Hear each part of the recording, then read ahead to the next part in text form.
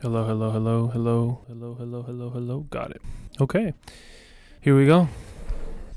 We are going to be reading a Toro Auxiliary Partners article recommended by Prager. Teach me a few things about the journey ahead.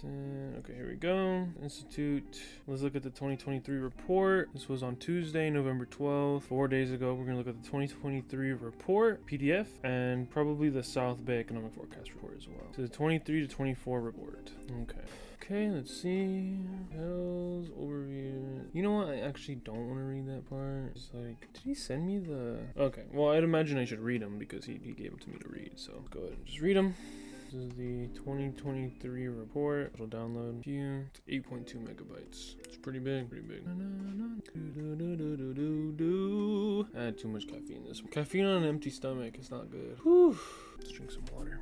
Okay, real quick. I'm just going to do research. I'm gonna copy there. And physical drive. That. Perfect. Maybe we should start with the 2022 report, actually. That would probably make the most sense. Get it in order, you know. 2022 forecast is also only 2.7 megabytes. That'll make for a pretty... Jesus, 2 minutes. Okay, there you go. That's coming up. Okay, forecast. Let's show folder. Okay, 2022 economic forecast. It's going to be 26 pages. So... About California State University, Dominguez Hills. California State University, Dominguez Hills, CSUDH, was founded in 1960 and permanently relocated to Carson in 1965 in response to the Watts Rebellion and the need to increase access to higher education for Southern California residents. For over 50 years, CSUDH has served a diverse community of learners and educators collaborating to change lives and communities for the better. CSUDH is committed to connecting its students to a higher quality, transformative education while providing the LA region with a vital resource for the talent, knowledge, skills, and leadership needed to thrive today and tomorrow. Of the university's over 100,000 alumni, 65% live and work within 25 miles of campus. Pretty good. Commuter school, baby.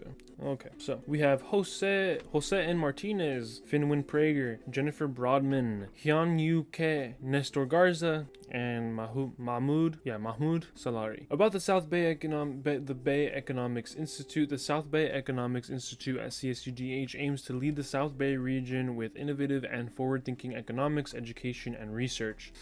The Economics Institute serves the College of Business Administration and Public Policy, faculty and students, as well as community stakeholders by developing CSUDH economics curriculum and teaching while incorporating proven high-impact practices, engaging our diverse student body in economic analysis projects through mentoring programs, guest speakers, and community outreach opportunities, facilitating faculty development through economics research resources, grant writing deliverables, and local business and government community engagement. South Bay Economic Forecast and Industry Outlook. Overview: The future is green. Section 1, the new normal. Is high inflation here to stay? What is happening in the job market? Are we seeing a housing market bubble? Section 2, the possibility of a recession. How probable is a recession? How would the South Bay economy be affected by a recession? Section 3, what does the future hold? Which innovations and industries will shape our region's future? What are the South Bay's strengths? Geographical scope. In this report, the South Bay region of Los Angeles County includes the following incorporated cities and communities: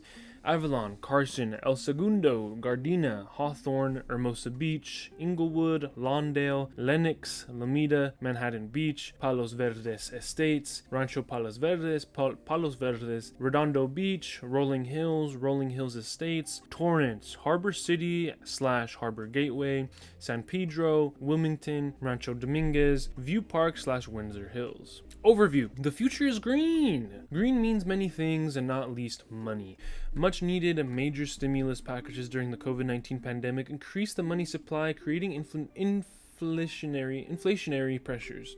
Prices were already starting to increase significantly in 2021 as pent-up consumer demand was met with labor shortages and businesses keen to recoup lost revenue. At last year's forecast, we predicted that prices would calm, and how wrong we were. The invasion of Ukraine and subsequent economic sanctions against Russia placed supply constraints on oil and wheat, pushing up prices for these goods and creating substantial repercussions across the economy.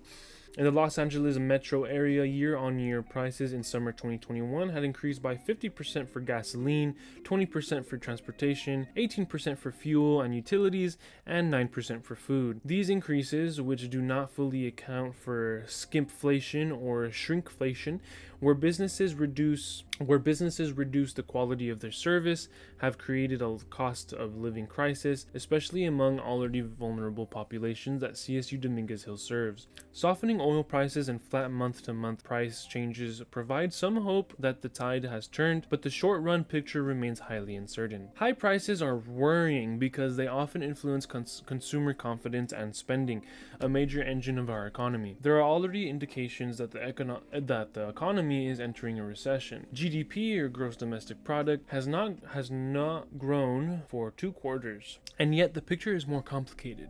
Consumer spending does not appear to be driving lagging growth. While consumer confidence has been declining for some time, consumer spending continued to grow in the first 2 quarters of 2022. Instead, the big drops are in domestic business investments, which are sub 13.5%, and non-defense government spending, sub 1.9%. Moreover, while businesses may be buying less stuff, they are still hiring more workers at substantial levels. Unemployment rates are back down to pre-pandemic levels. This is a remarkably quick recovery compared to the 2001 and 2008 recessions and helps to explain continued consumer spending. So, while the South Bay economy is facing numerous challenges and uncertainties, we see many reasons for optimism. First, our regional economy is resilient and demonstrated this in many ways during the pandemic.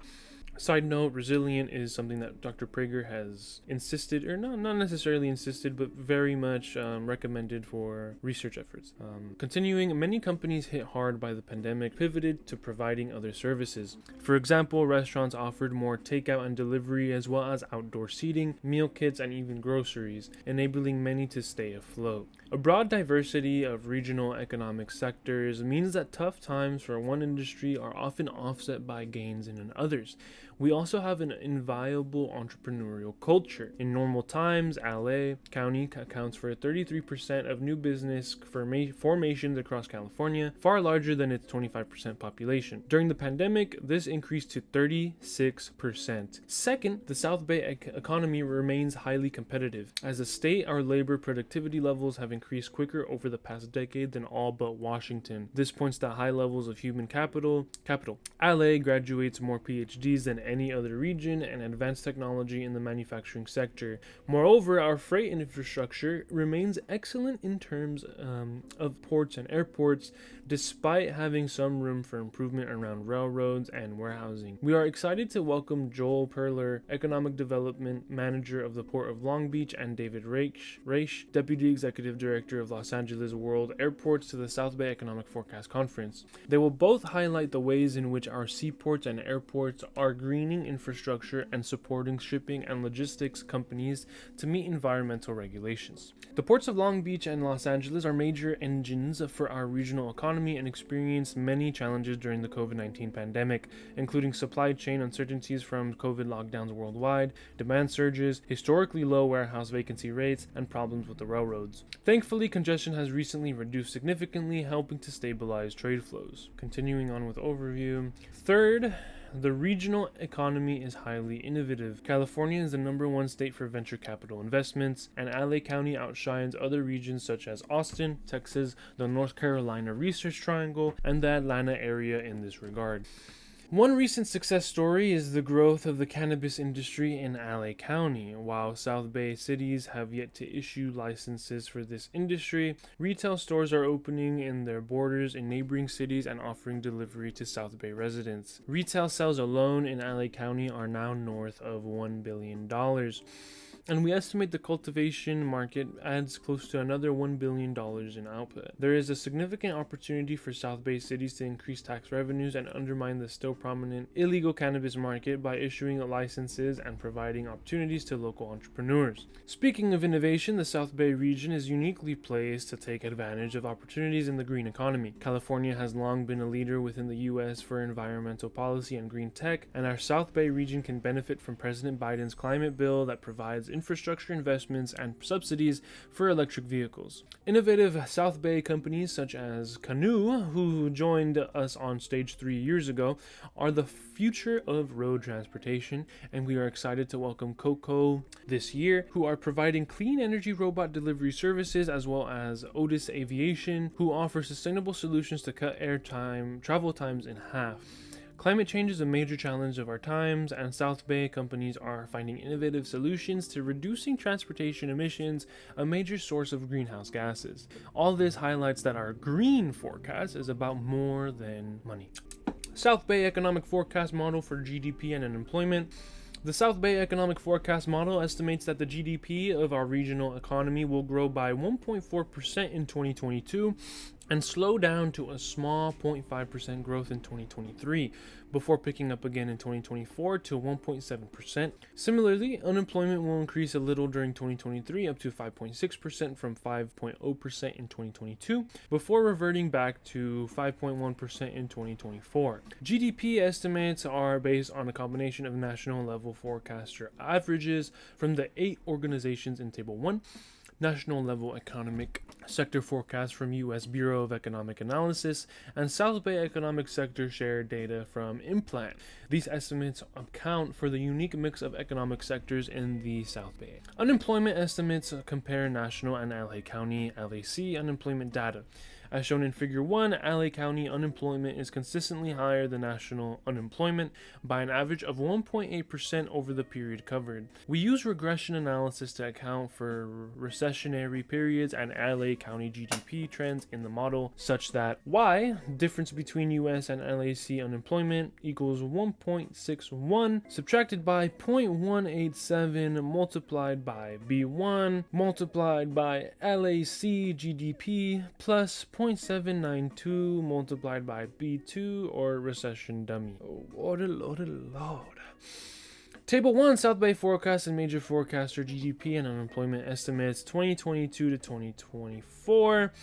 Let's see, we have, I don't know how I'm going to process this data through word of mouth, but we have forecaster GDP and unemployment at the top. Under forecaster, we have UCLA Anderson Forecaster, U.S. Congressional Budget Office, U.S. Federal Reserve, Wells Fargo, Deloitte, OECD, Fannie Mae, Swiss Re, Bloomberg Consensus, Average, and South Bay Economic Forecast. And GDP sections, we have 2022, 2023, 2024, and unemployment, we have 2022, 2023, 2024 as well.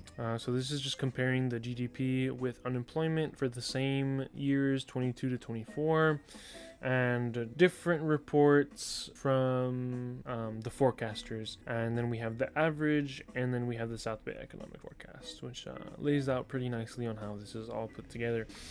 So let's see, Figure 1, monthly unemployment rate percentage for the United States and Los Angeles County. We see that Los Angeles County is a bit higher than, the trend is basically the same throughout. There's some periods in 05 to 08 where it matched up, and then there's a time from 2020 to 21, 20 to mid-2020 to mid-year 2020, where unemployment skyrocketed because of obvious reasons, and those rates were essentially the same between Los Angeles County and the United States itself. Let's see. So, Section 1, the new normal, is high inflation here to stay. Highlights historically high levels of inflation have put pressure on businesses and household finances. Year-on-year inflation remains high, but month-to-month prices have stabilized since July. Falling oil and gas prices have also helped to stabilize manufacturing prices. The current high levels of uncertainty make this difficult to answer. Two major drivers, the war in Ukraine and China's zero-COVID policy, appear likely to continue. These factors have contributed to the National Consumer Price Index, CPI, increasing by 8.3% over the past year to August, including food prices, or 11.4%, and energy prices, 23.8%. Figure 2 shows the percentage changes in CPI in Los Angeles, Long Beach, and Anaheim, California from July 2019 to July 2022. Figure 2, the percentage change in CPI, Southern California, July 2019 to July 2022. So all items and all items less food and energy. Okay, so all items seems to be higher after February of 2020, going into August 2022, and all items excluding food and energy seem to lag behind those rates, but they seem to be pretty consistent prior to February of 2020. More positively, however, the gap between demand and supply is narrowing. As discussed above, firms have reduced expenses and investments in anticipation of recession, leading to lower demand. As shown in Figure 3, the U.S. Manufacturing Purchasing Managers Index (PMI) for August 2022 was 52.8, implying that the expansion of the manufacturing sector was slowing down. 50 or lower indicates contraction. Suppliers' delivery time, one factor on the PMI, is improving, which suggests that supply shortages are softening. Figure 3, U.S. Manufacturing PMI. Of course, a dip in 2020. Purchasing Managers Purchasing Index. Yep, okay. But then this is percent change. I'm just trying to make sense of the graphs and data. Yeah. Okay, moving on. Raw material prices have also declined significantly in recent months, as shown in Figure 4. Purchasing managers had been reporting increased prices for the past 2 years, yet this figure dropped to 52.5% in August 2022, with 26.7% reported paying lower prices. The slowing price increases are due to volatility in the energy markets, softening in the copper, steel, aluminum, and corrugated metal markets, and a significant decrease in chemical demand. The ISM price index. Okay, what is happening in the job market? Highlights the regional labor market region is in good shape despite challenges. South Bay and LA County unemployment rates are closely related to and higher than pre-pandemic levels, but Angelinos are largely back to work. Employment statistics point to an almost complete recovery, yet a climate of economic uncertainty prevails. Despite severe challenges, the overall labor market in our region is in good shape. For the U.S., unemployment rates are back to pre-pandemic level, which is far ahead of where many economists forecasted in recent years. As shown in Figure 5, California and Los Angeles County unemployment rates are still slightly above their respective pre-pandemic levels, but the trends show that California is, for the most part, fully back to work. And of course, general trend, unemployment seems to increase the more you hone in focus on Los Angeles. So US is there, California is a little bit more unemployment, and Los Angeles itself is a little bit higher unemployment. Again, same pattern of around March 2020, March to May 2020 or so, unemployment hit a all-time high for all, and they all increased at essentially the same rate for a bit, and then yeah, it seems like California and Los Angeles have been taking a bit more time to recover. From May 2020 to May 2022, July 2022 and onward seems to be pretty consistent back to normal levels, or almost back to normal. Overall, California's unemployment rate tends to be slightly larger than for the US, and this difference tends to grow larger during recessions. Given the nature of the unemployment figures, frictional versus structural unemployment, and the relatively larger exposure of California to certain industries, e.g. leisure and hospitality, this condition is not necessarily a surprise. A similar dynamic is observed between Los Angeles County and California. Altogether, this phenomenon explains, in part, the larger declines in employment for California and Los Angeles County due to the COVID-19 pandemic, but also the relatively stronger recoveries for both. So it seems like, leisure and hospitality are huge markets for California and Los Angeles, and as soon as, staying at home orders were lifted, it seemed like people right away jumped on the opportunity to just get the hell out of the house and just go back to living the way that they would prefer to be living instead of being home all the time. Makes sense. Zooming into the sub-region level, as shown in Figure 6, unemployment rates in South Bay are still slightly above the pre-pandemic levels, but it also reveals an almost full recovery.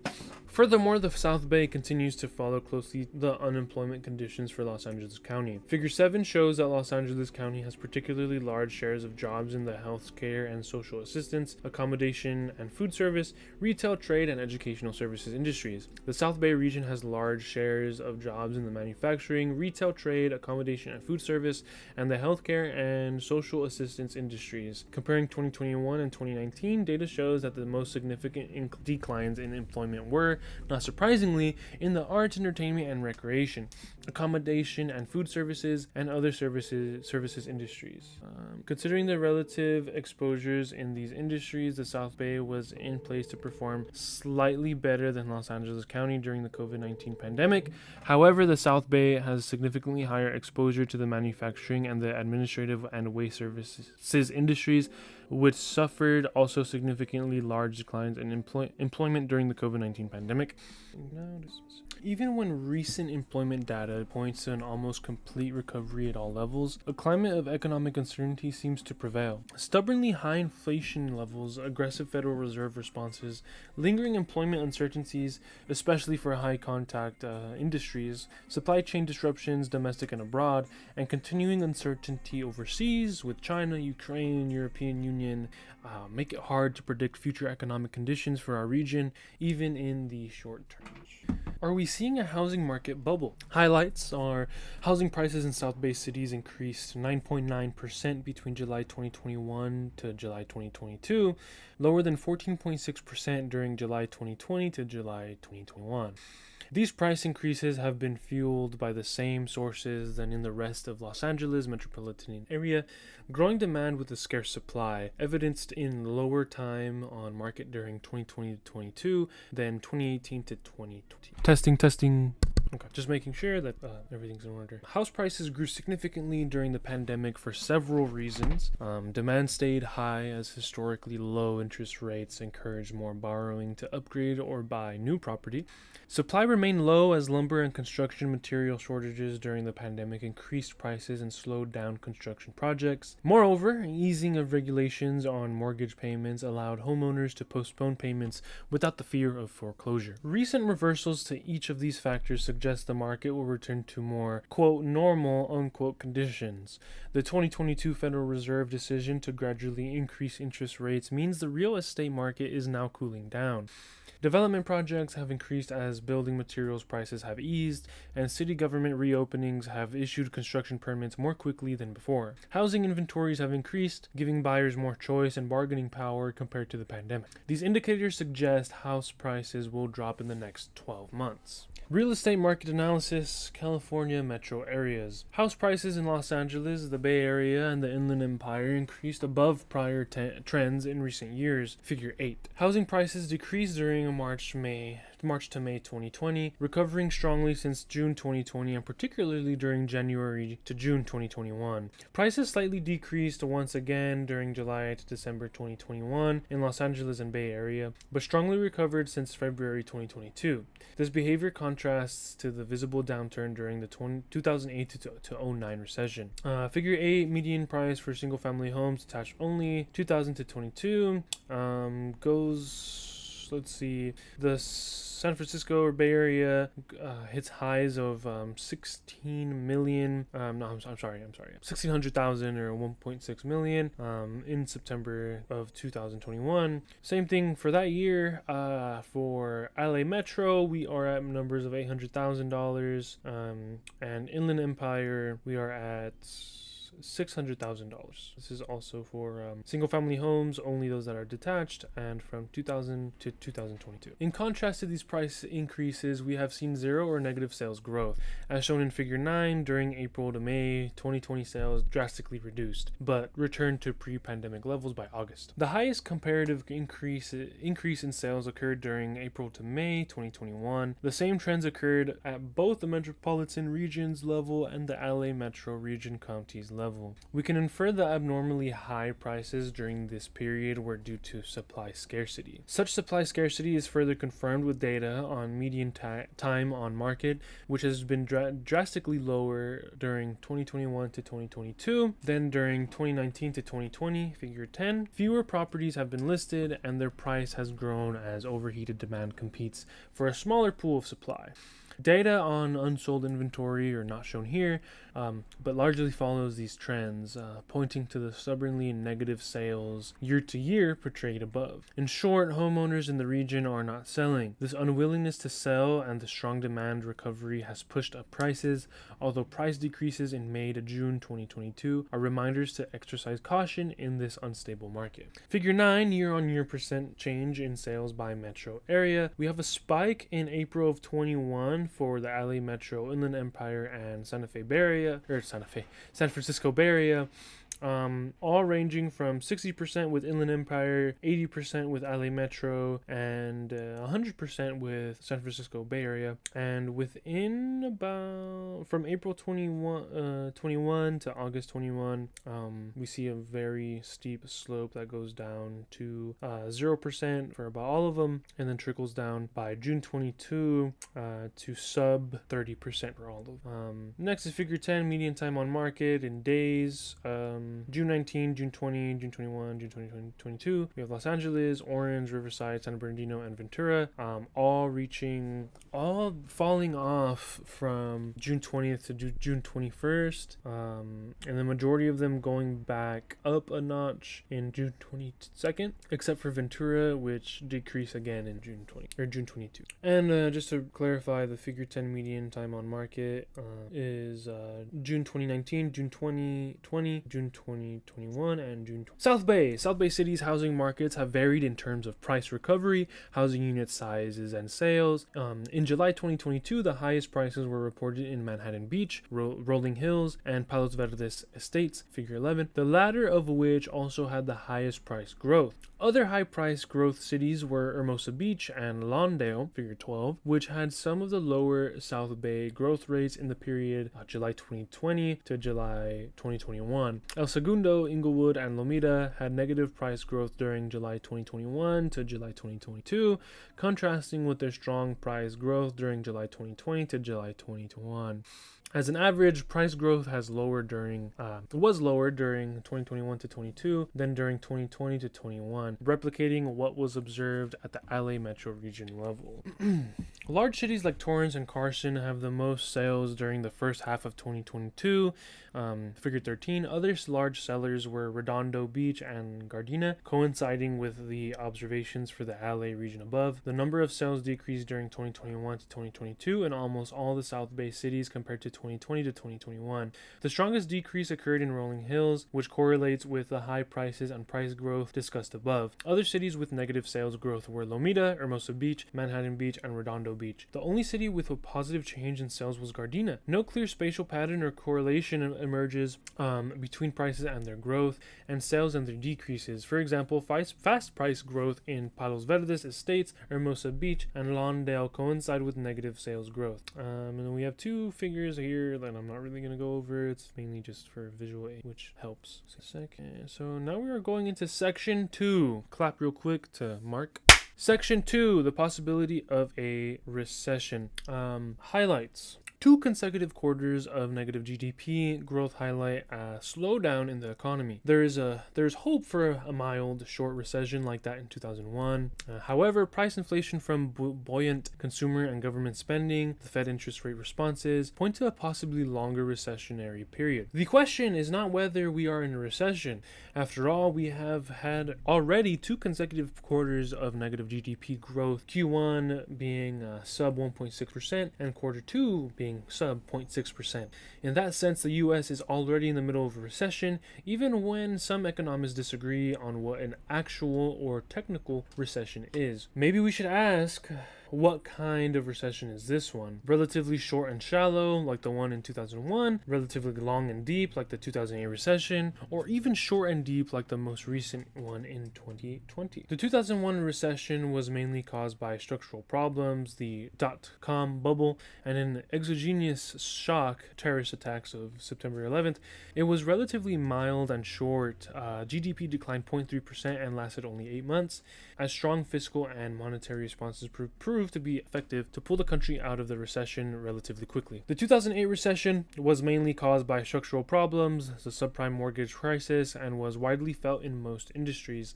The largest employment declines were in construction, administrative, support and waste, manufacturing, information, wholesale trade, and transportation, warehousing, and utilities, in that order. GDP declined about 5%. The 2008 recession lasted 18 months, but the subsequent recovery was impressive, leading to more than 10 years of consecutive monthly job gains, the longest economic recovery since the 19th century. However, it took 10 years for the unemployment rate to get back to pre-recession levels. The 2020 recession, February to April 2020, was caused by an exogenous shock from the COVID-19 pandemic. Despite the work and travel restrictions, it was sharp but short. Substantial quantitative easing, federal funds rates close to zero, and trillions of dollars in pandemic relief pulled the country out of recession quickly. Those same measures are playing a role in current economic conditions and prospects for a quick recovery.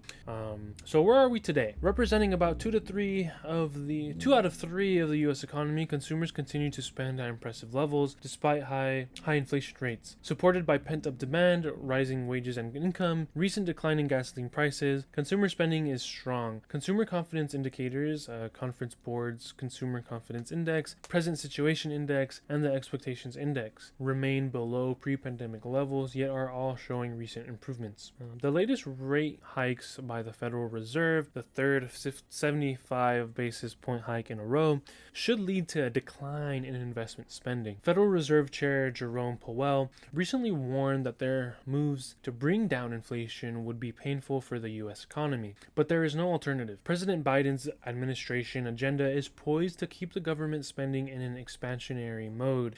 On the global arena, the continuing war in Ukraine and supply disruptions in China might pose an impediment to a quick recovery. Inflation remains stubbornly high and continues to eat up most of the consumers' wages, gains, and savings. Despite aggressive Fed interest rate hikes, inflation might not be contained fast enough if consumers continue to spend at current levels. If the Federal Reserve responds by continuing to raise rates, this might increase the chances of having a longer than expected recession. Moving on to global supply chain disruptions. Global supply chains were severely disrupted in 2020 and 2021, even as production ramped up again in 2021. Disruptions continue due to shipping delays. The good news is that the shipping delays have improved in 2022, with fewer boats anchoring on the ocean and relieved port congestion. Figure 14 shows that supply vessels at berth, orange line, that's a reference to the figure, is once again outweighing demand. Vessels at anchor, blue line, and berth, supply, orange line, at the Port of LA. Let's go ahead and read that without the little parentheses input. Figure 14 shows that supply is once again outweighing demand, and berth at the Port of LA.